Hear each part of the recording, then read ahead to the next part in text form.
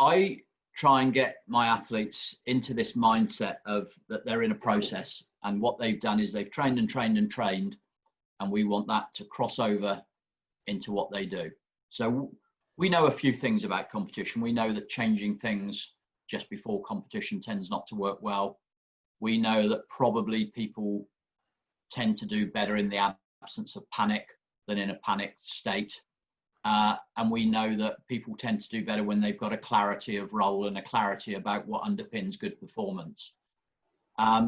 We know that people tend to do well when they're warmed up, and we know that people tend to do well when actually they don't have time pressure to get to those stages. So we can probably put that list of things together, and that would start to underpin a competition checklist of what it would look like. And I think one of the first things I'd say to people, and it sounds a bit silly, but when does a competition start for you? And it can either start at the second the whistle goes or the event starts. But for most people, the reality is it starts a little period of time before, and depending on the enormity of the competition, that can be a long way, or that can be just before. And making that clarity, if you like, about when does that competition start for you. So if you've got an athlete who's maybe in one of two major Ironmans over the course of a year, you probably want that competition in effect to start for them a week or two beforehand, in terms of their wind down, how they change what they're doing at work, how they make sure they've got that time, how they make sure everything in their lifestyle is not going to impact on their ability to perform as well as possible in competition. So let's have a start point. Let's have a start point and the things that you would want to happen in the lead up to when the whistle goes or the event itself starts. So the first thing is just to get that plan. You know, how do I want to be? How do I want physically the week up to that to look like? What do I want to do work-wise? What food do I want to eat? When do I check my kit and put that kit in a bag?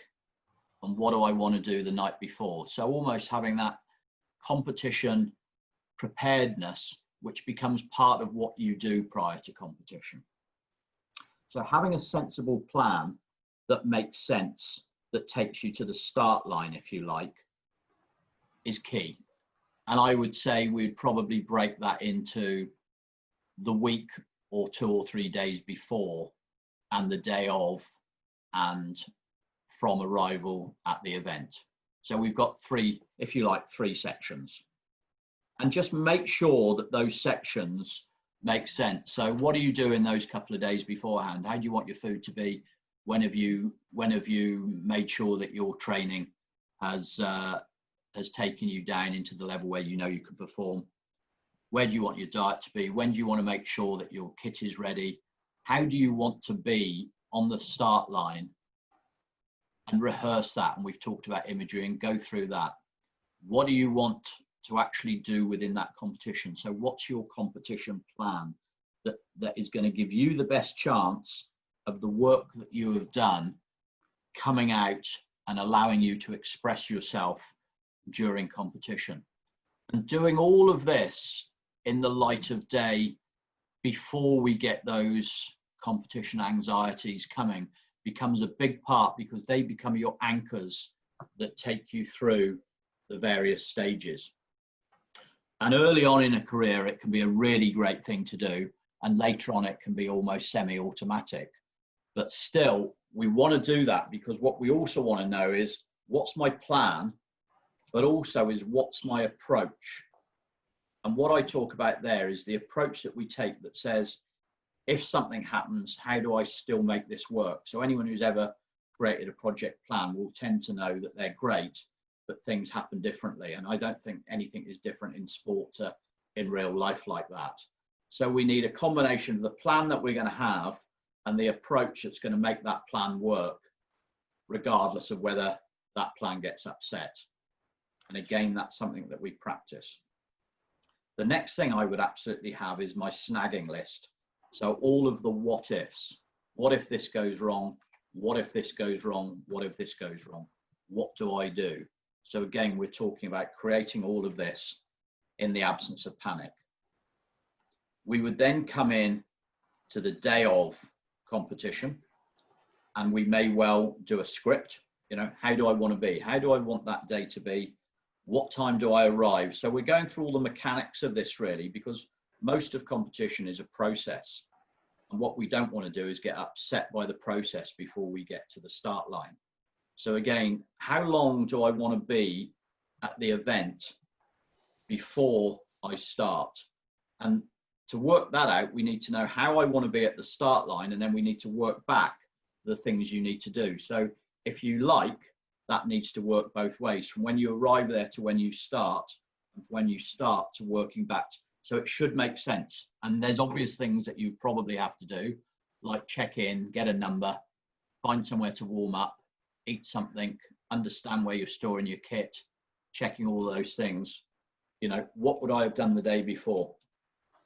Would I have done a walk round? Would I have had a look where I put my bike? Would I have a look what the change rounds look like? What are the visual cues that you might want to use to find out what all of that looks like? And that recognition, when there's 100 or 200 bikes there, it might look very, very different. So what are the high cues that you can see on buildings or whatever that are telling you, right, this is where I'm going to be? So again, you don't panic when you get there, because you've gone through all of this and you've rehearsed this and you've imaged yourself going through this. Then we get to the start line, and how do you want to be on the start line, and how do you want that to be? So that then again, you've got an anchor to hang on to. If that's the first or the 100th time you've been there, you're either doing something from first principles and you're doing the best thing you can, or you've had 100 rehearsals because you're experienced and you want to have built on that. So actually you're a long way ahead. So again, if we don't plan, we do something different every time, it becomes very, very difficult to develop. If we do plan, we can then tweak that plan each time and make it work optimally for us. What's the process that I want to take through my race? What do I want that to be? What do I want my dashboard to be? How do I want my first 5 minutes in the race to be? How do I want my changeovers? What if I can't find something? What do I do? So you've gone through all of that, and it's all done in the absence of panic. And it's all done as a really lovely set of processes with the underpinning cues by which you know elicit the best performance that you can get.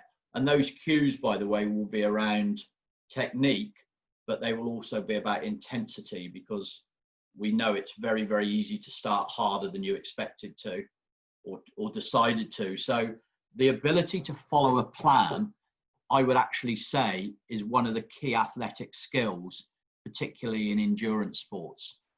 Am I able to follow that plan is a great skill, because how often I've had athletes come back to me and they didn't do so well, and I said, what happened? And it was going like this, and then I just figured I'd do this instead, and I did something. And then of course it becomes very, very hard to say, well, how did the plan go? Because you didn't run the plan.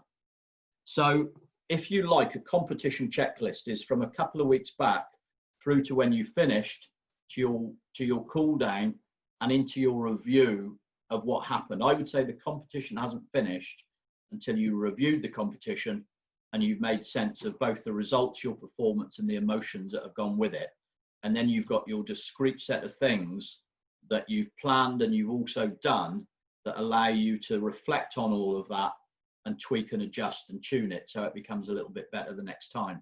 So it gives you, if you like, that whole set of ways of being that allows a continual improvement and development across time, but also to factor in how your training may want to adapt to what's happening in competition, and the other way as well, how your competition approach may wish to change according to your preparedness.